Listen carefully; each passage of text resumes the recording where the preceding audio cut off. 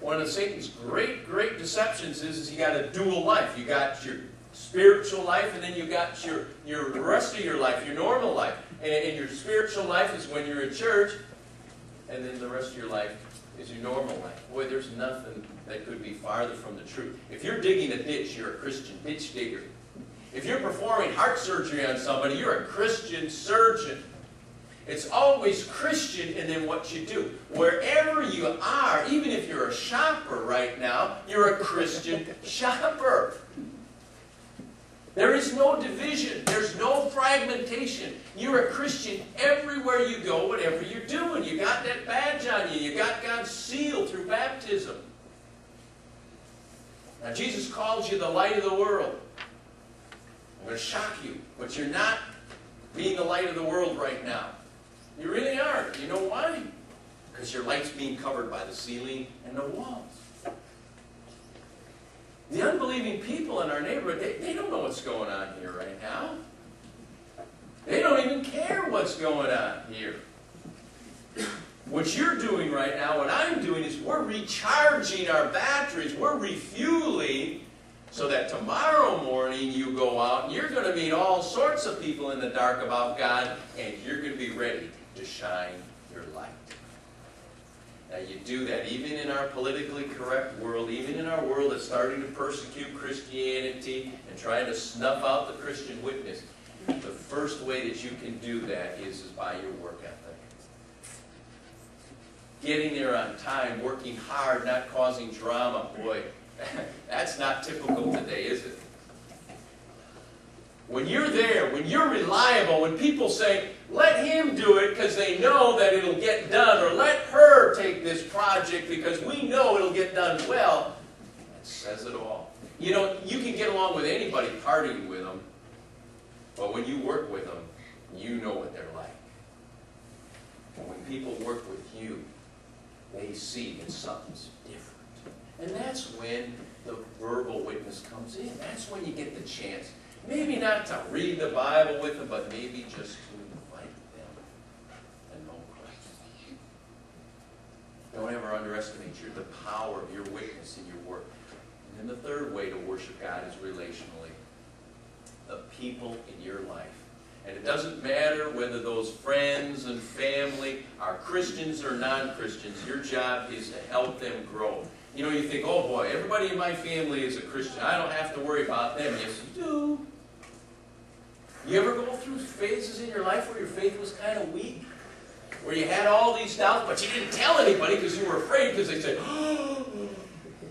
So you just kept it to yourself, right? And you think that maybe other people that you know are doing the same thing? And what are they doing? They're looking to you. They're looking to you maybe for those non-verbal confirmations. They're looking for that pattern of living, that witness. They're looking for the things that you say that build them up. Obviously, people who aren't Christian need your witness. You know, the reason that you're here on this earth is because of people. If God was only interested in saving you, He would have taken you the moment you came to faith, but He leaves you here. You ever think about that? And what does He leave you in this world with all its temptations? I mean, we could lose our faith. Look at what happened with Judas. Look at what almost happened with Peter. It could happen to us. Why does He let this happen? Why doesn't He just take us? Because you and I are the tools through which He brings other people. Think about that. Live it out. How important it is that you get up every day with these priorities, because these are the things that change not only the world but people's lives for eternity, because God's working through it. Now it's a life that's lived by faith. It's a life full of risks. It's a life full of sacrifices. You look at those wise men. It was not easy.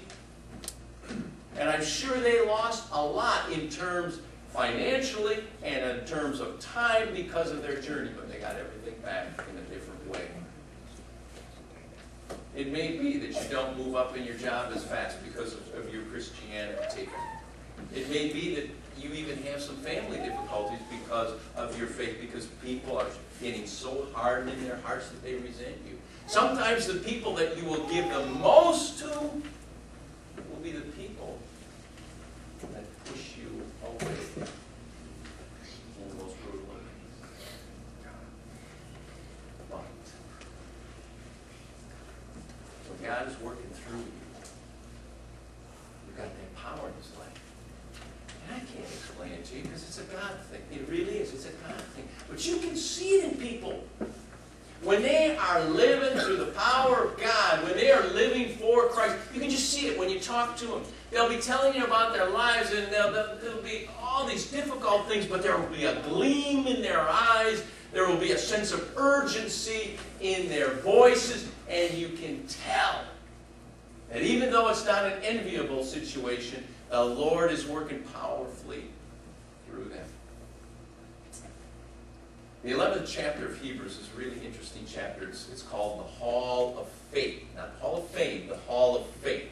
It talks about all the people of the Old Testament who lived these lives, who suffered tremendously. Many of them gave their lives, and they never saw the Messiah.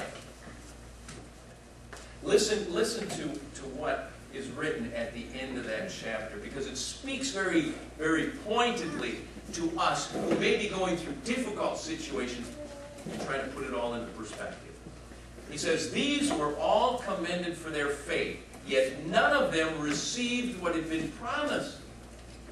God had planned something better for us, so that only together with us would they be made perfect, would they be made complete." Now this is what it means. The minute you come to faith, you become part of a living, dynamic body called the Church of Jesus Christ. We're talking about the universal church, the one that only He knows of. And it goes way back into the past. Everybody who lived in the past who came to believe in the Lord, and everybody who will come to believe in the future. You become part of that. And the Bible says that God is using the church to accomplish His will for this planet and the human race. What that means is that everything that the people in the past did had something to do with what we're doing today. It's all connected. Now what does that mean? That means that everything that we're doing today is connected to who? The people who will come in the future. Isn't that exciting? I mean, you know how it's all going to work out, right? John tells us in Revelation, we're going to see the Lord coming, and we're going to hear that voice, and now the dwelling of God is with man. And the suffering is going to go, the pain is going to go, the tears are going to go, the death is going to go. And you today have the confidence and you have the certainty that you as a Christian living for Jesus Christ are making or are a part of making that happen. Do you got something to live for? So, you got something to live for, you got something to die for. You've got Jesus Christ.